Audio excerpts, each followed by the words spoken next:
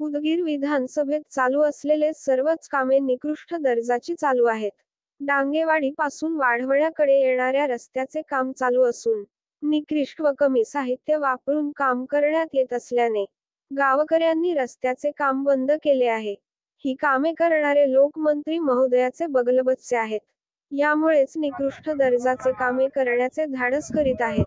निकृष्ट दर्जाच्या कामाकडे अधिकारी ढोकून देखील बघत नाहीत. यामुळेच निकृष्ट दर्जाची कामे करून लाखो रुपये घशात घालत असल्याचे आरोप गावकरी मंडळी करीत आहेत.